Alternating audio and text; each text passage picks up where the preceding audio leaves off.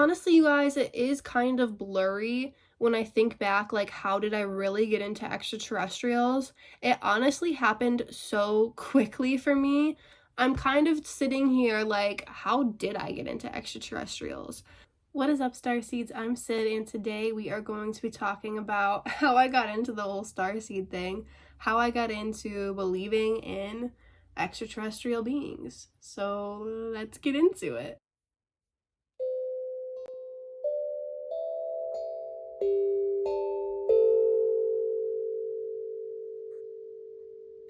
I definitely did not always believe in intelligent, human-looking alien beings, okay? I believed in bacteria on other planets. That made sense to me. And that's basically it. And yeah, that was probably mainly from like cultural programming. I don't know, like what my dad thought maybe. I remember in elementary school, we built this giant model of a rocket ship that was large enough for almost my whole class to stand in at the same time. And my art teacher was talking to us about like, ooh, do we believe in aliens? And I remember saying, like bacteria on other planets. Yeah, I do. And now, what do I do for a living? I tell people about their past lives as extraterrestrial beings, and we get into soul themes and how that's important in this life and all of that. So it is honestly kind of mind-blowing to me and kind of blurry, honestly, as to how I actually got into this. I do have these memories of having imaginary friends, that more psychic, earthly realm stuff I was more tapped into, especially in middle school and early high school. I was very tapped into the whole dead human thing, not so much the ET thing, and now I'm very tapped into the ET thing. And I still don't understand how I don't want to call it a switch because like I can still tap into the dead human thing.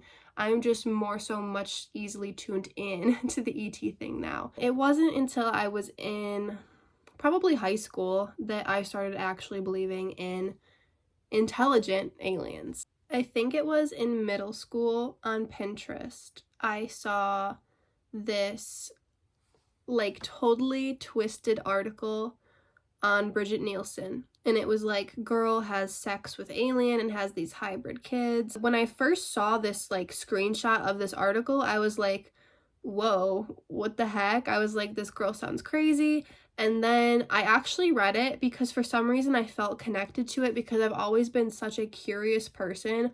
I've always been very skeptical but open-minded. Like I've always been super curious. And so I read this article, and at the time it definitely planted a seed. I didn't think she was crazy anymore after reading it. I thought the article itself was crazy. It felt like they were twisting her words, and it felt like she wasn't happy with the article. That's like what I was intuitively kind of picking up from it, but I didn't even, think about thinking about the article more than that. Anyways, the seed gets planted. I feel like maybe in 8th grade, maybe it was freshman year of high school, when I was like very into Pinterest, very into researching places on Pinterest because I wanted to travel like as soon as I was 18, and I was researching foods and recipes and like home decor and like dream house building and all of these types of things, and then eventually got into like looking at witchy things on Pinterest like palmistry and things like this. So in my Pinterest days, I saw this picture about Bridget Nielsen's article, and I didn't think anything of it ever since. Then kind of flash forward to, this was after already I was getting into kind of the psychic medium stuff, was already kind of during like that 8th grade, freshman year of high school. I was very into the psychic medium stuff like that, but literally just talking to dead people, a little bit about chakra energy points, then eventually getting into like palmistry and tarot, and that's about as far as that went. Then I started getting more into astrology as well, and then after like me and my first serious boyfriend broke up when I was 15, we dated from when I was 12 to 15. After that relationship, then I did start smoking weed. It really helped me with my headaches and stuff, and it did like bring me up in frequency. I feel like at that time I was vibrating on our vibrational frequencies thing. I was vibrating lower than what weed vibrates at, and so weed vibrates really at about like acceptance level, like 350 usually, so I was vibrating probably at like neutrality, willingness, maybe even courage sometimes, which is in the lower, like 200s. And so weed brought me up to like 350 acceptance, maybe even 400, which is like reason, and 500, which is love. I did have really good weed.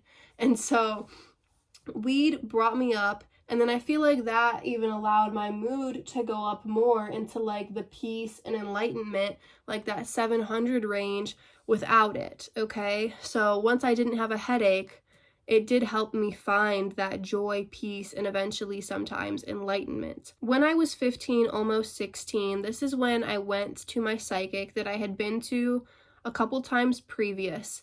And at this last session that I went to with her, she told me something about how I was astral projecting all the time, unconsciously or subconsciously, 24/7.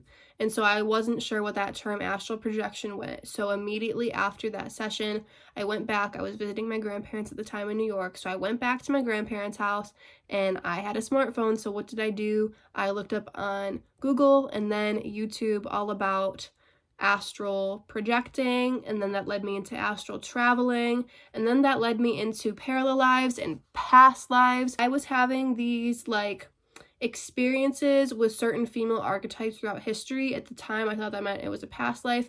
Now I understand it was just like an energetic archetype that I was connected to and still am, and probably always will be in this life, because that connection runs so deep to my current incarnation and my life path in this life. When I got more into this like energetic spirituality YouTube, I think that kind of opened my mind more to possibilities and really got me thinking about dream interpretation, about experiences I had as a kid. Like, I was going outside, I was smoking weed and looking up at the stars at night, and I was intuitively tapping into the energy of these certain star systems and what the energy of the star felt like. Not necessarily getting into the, extraterrestrial beings that were residing in these star systems, but just kind of tapping into the energy of the stars at first. And I think that's kind of when I put two and two together, that like, hey, I remember that article about the hybrid kids.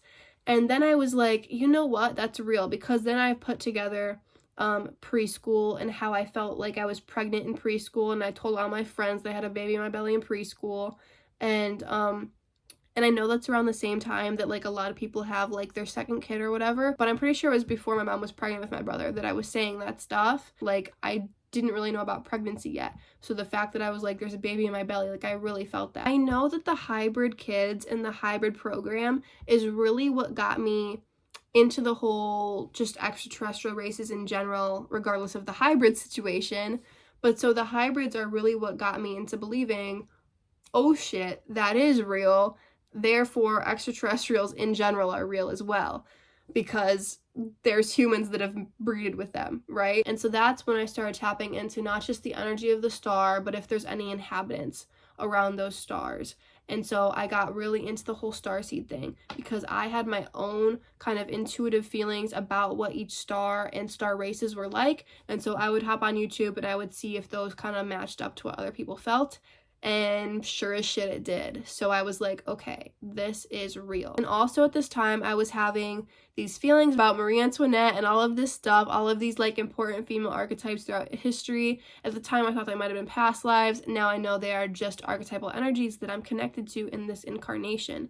And so I did go to past life regression therapy, q.h.h.t, quantum healing hypnosis technique, from this lady, Alice Mixer, who lives in my area. During that session, I did have experiences of past lives on Earth, some of which might not have been like past lives, but they were scenes I tapped into of a past life on Earth, of Marie Antoinette. Not saying I was her, but like I saw her memories, and I saw these past lives as extraterrestrial beings as well, probably on Sirius and probably in the Pleiades, and then some other really weird place that I don't have a name for as well.